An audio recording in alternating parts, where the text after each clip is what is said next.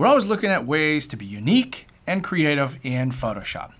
So I've gone back into those old filters that we all used when we first started using Photoshop, and I'm turning them into smart object effects. Really easy to do and really easy to be creative. If you use a smart object, that allows you to add effects and turn them on and off and really just create some great things. So let's start inside Photoshop first. I'll just grab a new document, and for this background I'm going to do 1000 pixels by 800 pixels. Click OK. So right now I'm sitting there, I have nothing. I'm going to work in grayscale mode, and the reason I'm going to do that is grayscale mode just has less channels. I mean, what I'm doing here is I'm looking more for textures, and once you have textures, I'll let you color it any way you want, but just being able to create these fantastic textures with only 2 to 3 little effects, you'll see it really is a time saver. So here's my first blank page. I'm just going to grab my gradient, do a simple gradient from top to bottom, and there it is. Now if we go up to filter, and I think it's in pixelate, there it is, color halftone. So even though we're in grayscale, doesn't matter, we're using color halftone. I'll click OK, and the settings come up here. This is the maximum amount of pixels for full darkness, so I'm going to just set this as 12 pixels and leave all the rest OK. Click OK, and there we go. Wow, we've got this interesting pattern. Now you will notice that at certain zoom levels there will be artifacts, because when Photoshop is zooming outside of 100%, 200, 50%, 400, 800, those equal values, it has to interpolate or guess at the screen. And with something so geometrically complex and exact as these halftones, you might think that it's kind of wonky. It isn't. That being said, I have found that when you do this as an RGB file, I found that sometimes it wasn't as accurate. That's why I like to leave those out and just leave it as a grayscale. So here we've got a cool background. You can see it goes all the way down to little white dots down in there, all the way up to little black dots inside there. So that's your first cool, easy to use effect. But the problem with doing it that way is I can't change anything. I can't go back and change the background or the gradient. So I'm going to undo once, and we're back at our background gradient, and I'm going to right click and convert this to a smart object. The image doesn't change at all, but basically we just embedded the original Photoshop file into a new Photoshop file. That gradient is a basis that we can use to change the effects. So let's go back up and add our filter. See, remember, color halftone is there, and click OK. So the results are the same. But the good thing is I can turn the eyeball on and off. Better yet, double click on it and change this number. So let's do 30 pixels. So all of a sudden now it's popping out and it's bigger. Go back, double click, and change it to, let's try 15 pixels. So if I double click on our smart object, what's it going to do? It's going to open the gradient that's stuck inside. So at the top of our options bar, we can look at this N up display and go to 2 up. So we're looking at our gradient over here on the left, and then the resulting output from that gradient over here with the color halftone. Okay? So what if I change things around in here? What if this gradient is inverted? I'm just going to hit Command-I, Control-I on Windows, and hit Save, and boom, it updates. It just flips the other way. That's interesting. Well, what if I just grabbed a big old brush and started painting something in here and saved that? Oh, you getting the idea now? Whatever you're doing in that side there is being updated because we're using a color halftone. It's doing some pretty cool things. So let's flip this around, draw a big white stroke, save. I think you get the idea. It can even work with images. So let me jump back over to Bridge, and I'll double click on this image and open this up. And actually I could have placed that in there.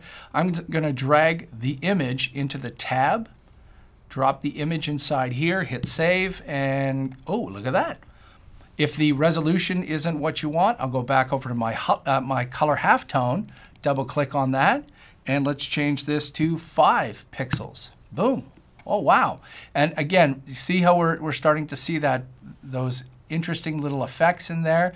So they may or may not result in the final print. Sometimes I find that if you choose a different number, let's go to 6, you see how it breaks it up? There's no hard and fast rules in here. That particular 1000 pixel by 800 pixel with that image and those halftones, 6 pixels seems to work a little bit better. That's all you got to know. So if I take this and then maybe fade this back, I'm going to make my background layer completely white, fade him back, just change the transparency to 50%, save it, and you can see. So you get it?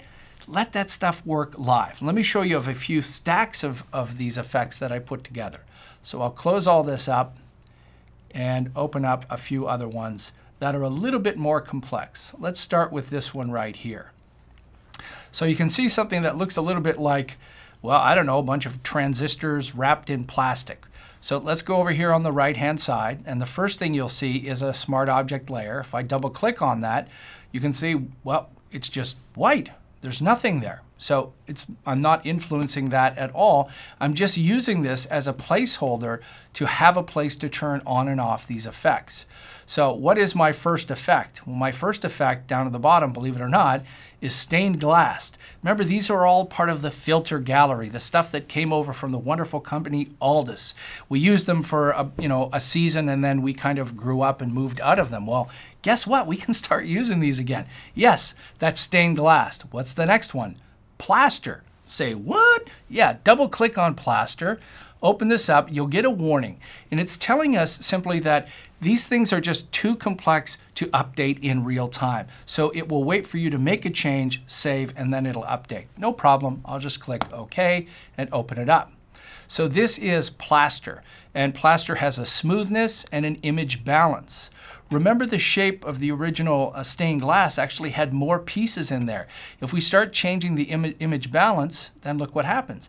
It will start bringing back those pieces up to the full level of all of the pieces of that stained glass. What's the smoothness? Well, you start moving this around and you're getting other complex shapes. Okay, I'll just cancel out of here. And then I threw a plastic wrap on there. Plastic wrap is cool. Let me double click on that and open it up and show you you've got stuff like the highlight strength, how much detail is going on inside there. And again, it also has a smoothness control that you can start to move it around. The only thing I wish plaster didn't do is you can see how it creates a gradient in the background. You can't get away from that. It creates this cool effect, but it adds that gradient. It's a little bit of a trade-off, but it does create a great effect. So you could start placing, green and gold colors on here, and it looks a little bit like a circuit board.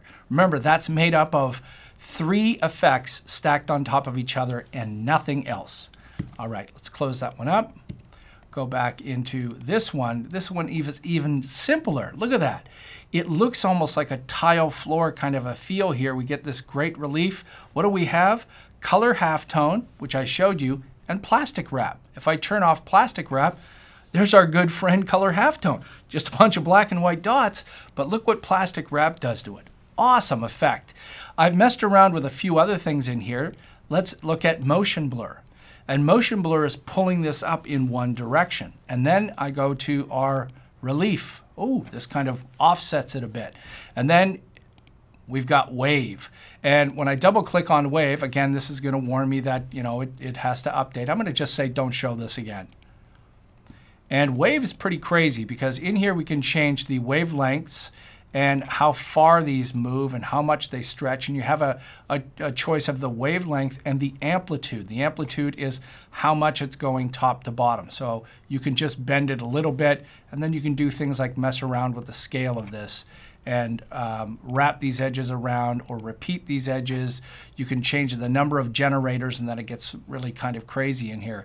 But it just adds this kind of a interesting effect. And remember, all of this is live and you can save it, and then we could stick plastic wrap on top of here, and again gives us those little gradients. All right, close that guy up. Let's go back to bridge.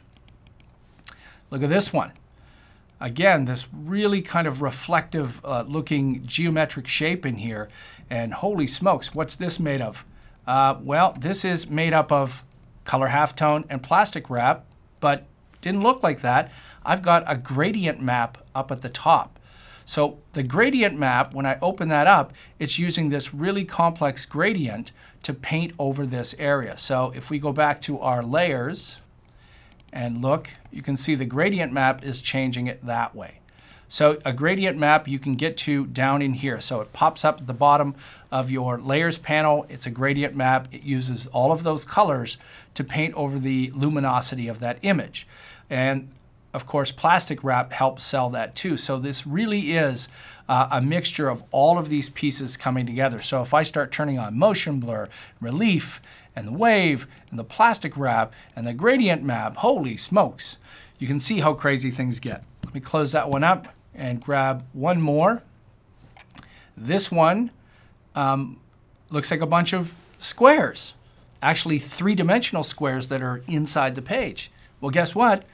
They're made up of the color halftone too. They have something called patchwork stuck on it. So if I double click on patchwork and open this one up, then you can see I've got patchwork. I can change the size of the squares, how much they're being relieved into theirs, and they're popping in and popping out.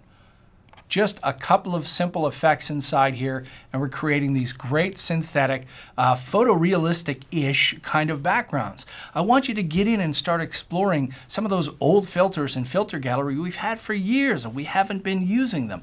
There's some amazing stuff when you combine it with the intelligence of smart objects in Photoshop CS5.